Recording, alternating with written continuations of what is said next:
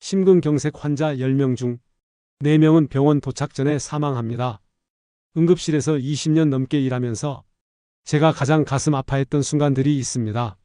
어제까지만 해도 멀쩡했는데요. 그냥 소화가 안 되는 줄 알았어요. 라는 보호자분들의 말을 들을 때였죠. 오늘 제가 말씀드릴 5가지 증상 중에서 여러분이나 가족분들이 2가지 이상 해당된다면 이 영상 보시는 즉시 병원 예약하시기 바랍니다. 특히 잠시 후 말씀드릴 3번째 증상은 감기로 착각하기 쉬워서 많은 분들이 놓치십니다.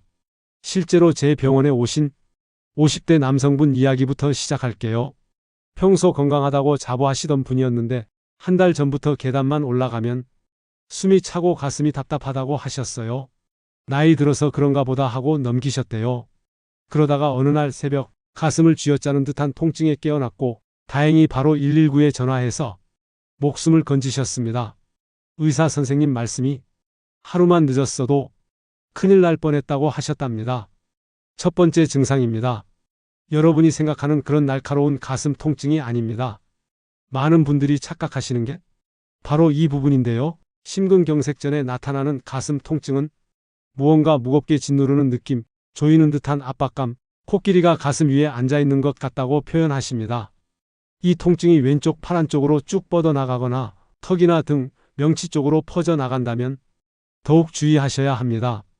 특히 중요한 건 이 통증이 10분 이상 지속되고 쉬어도 나아지지 않는다는 점이에요. 소화제 먹어도 소용없고 자세 바꿔도 그대로라면 이건 소화불량이 아닙니다. 2번째 증상, 이건 특히 여성분들이 많이 놓치시는 건데요. 극심한 피로감입니다. 요즘 왜 이렇게 피곤하지? 라고 생각하며 넘어가시는 분들이 정말 많아요. 하지만 평소와 확연히 다른 비정상적인 피로라면 심장이 보내는 경고 신호일 수 있습니다. 예전에는 아무렇지도 않게 하던 청소나 빨래가 갑자기 버겁게 느껴지고 마트 장보기만 해도 녹초가 되고 계단 몇 개만 올라가도 숨이 턱까지 차오른다면 주목하세요. 심장에 혈액이 제대로 공급되지 않으면 우리 온몸의 산소와 영양분이 부족해집니다. 그래서 아무리 잠을 자도 며칠을 쉬어도 회복되지 않는 만성 피로가 찾아오는 겁니다.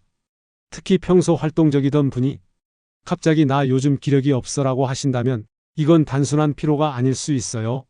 3번째 증상부터가 진짜 중요합니다. 바로 앞서 말씀드린 그 증상인데요. 식은땀과 현기증입니다. 이거 하나만으로도 바로 병원 가셔야 하는 증상이에요. 더운 여름도 아닌데 갑자기 온몸에서 땀이 주르륵 흐르고 얼굴이 창백해지면서 어지럽고 토할 것 같다면 즉시 119에 전화하세요. 많은 분들이 감기 몸살이나 체한 것으로 착각하시는데 결정적인 차이가 있습니다. 열이 없어요. 오한은 느껴지는데 체온계로 재면 정상이고 차가운 땀이 계속 나면서 기절할 것 같은 느낌이 든다면 이건 심장이 보내는 SOS입니다. 심장 펌프 기능이 떨어지면 뇌로 가는 혈액량이 줄어들고 그래서 어지럼증과 구역질이 나타나는 거예요. 제가 응급실에서 본 환자분들 중에 그냥 체했나 보다 하고 며칠을 버티다가 쓰러져서 오신 분들이 정말 많았습니다. 특히 이 증상이 첫 번째 말씀드린 가슴 통증과 함께 온다면 1분 1초가 급합니다. 4번째 증상, 호흡 곤란입니다.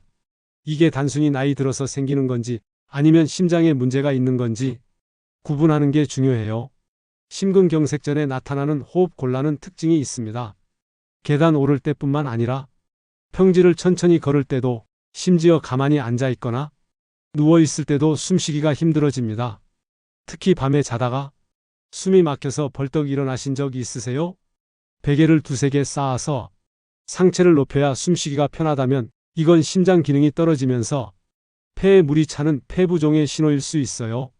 헥헥거리는 게 아니라 마치 물속에 있는 것처럼 공기가 제대로 안 들어오는 느낌, 가슴이 답답하고 무거운 느낌이라면 절대 참지 마세요.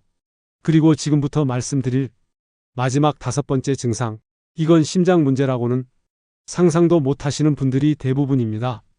5번째, 바로 이유 없는 불안감과 공포감입니다. 뭔가 큰일이 날 것 같아, 내가 죽을 것 같아라는 막연한 두려움이 엄습한다면 이것도 심근경색의 전조 증상일 수 있어요. 우리 심장이 위험을 감지하면 뇌가 본능적으로 경고를 보내는 겁니다. 불안장애나 공황장애와 비슷해 보이지만 앞서 말씀드린 가슴 통증, 피로감, 식은땀, 호흡 곤란 중에 한두 가지라도 함께 나타난다면 이건 단순한 심리적 문제가 아닙니다. 가슴이 두근거리고 손발이 떨리고 지금 당장 뭔가 해야 할 것 같은데 뭘 해야 할지 모르겠다는 느낌이 든다면 주저하지 말고 병원에 가세요. 실제로 많은 환자분들이 그냥 불안해서 그런 줄 알았다고 말씀하시는데 나중에 검사해 보면 심장에 심각한 문제가 있는 경우가 많습니다.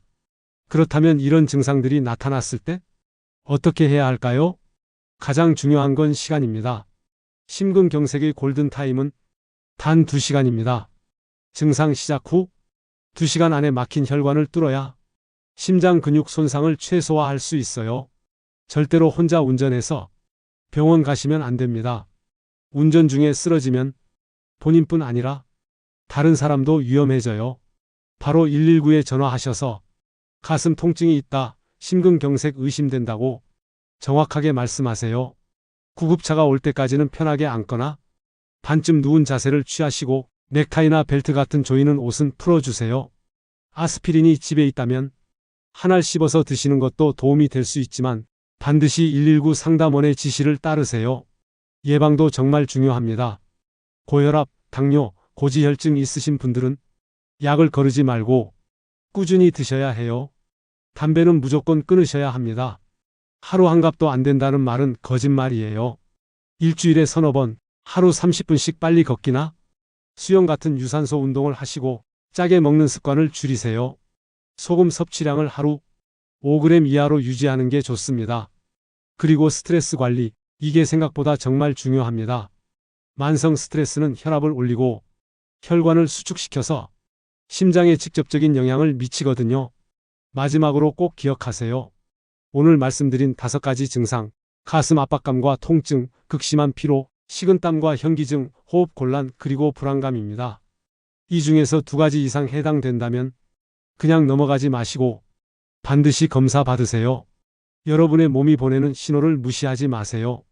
의심되는 증상이 있으시면 반드시 심장내과 전문의와 상담하시고 응급 상황이라 판단되면 주저없이 119에 전화하세요. 영상 보시는 지금 이 순간 부모님이나 배우자분께 전화 한 통 해보세요. 요즘 가슴 답답하거나 피곤한 거 없으세요? 라고요. 그 전화 한 통이 소중한 가족의 생명을 살릴 수 있습니다. 이 영상 저장해 두시고 정기적으로 체크하세요. 여러분과 여러분 가족 모두 건강하세요.